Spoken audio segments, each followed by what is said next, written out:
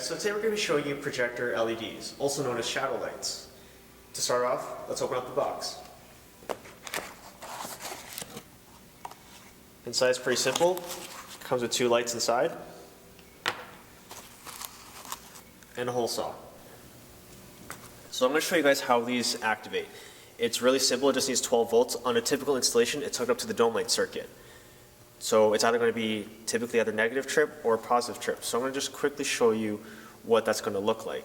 So in a positive trip situation, the block bar is just going to be on ground, and that'll be constantly ground all the time. And then when the door opens, it may show, it's going to show positive.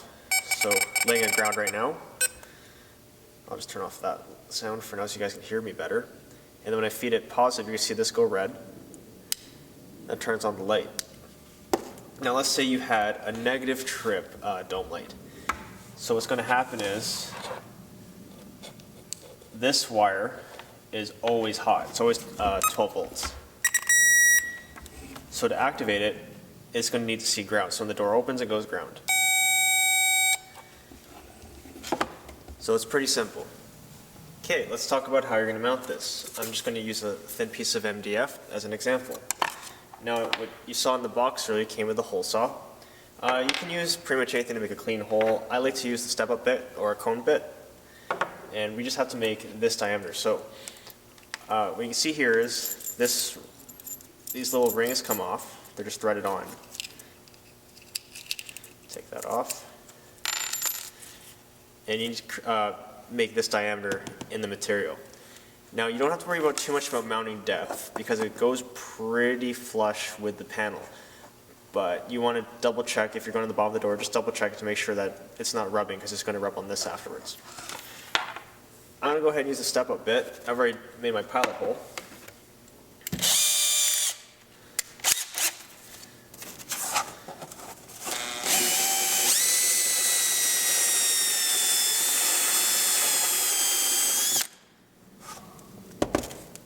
Now if you don't know, that's the nice thing about this, is it's the correct diameter. But if you're using a cone bit and you don't know how big it's supposed to be, double check. Don't just go blasting a hole through. This isn't big enough, you see. But it's easier to take away material. You can never add back in material.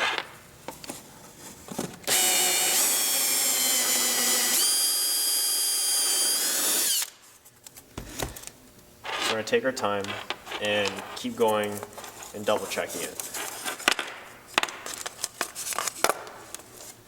So, not quite there.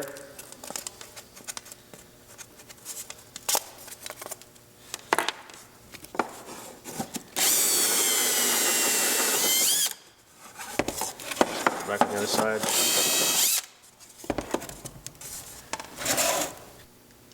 Now that the hole's made, you can go ahead and fit the light in.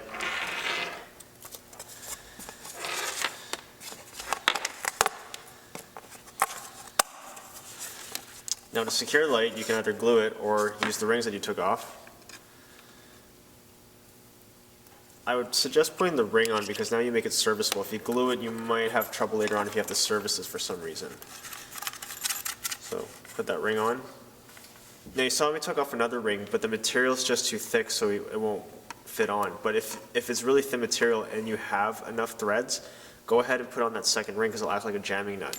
If you can't, I just put some hot glue or some sort of adhesive on the corners, not the whole way around. That way if you have to service it, you can break it off, but it'll help stop it from rotating ever.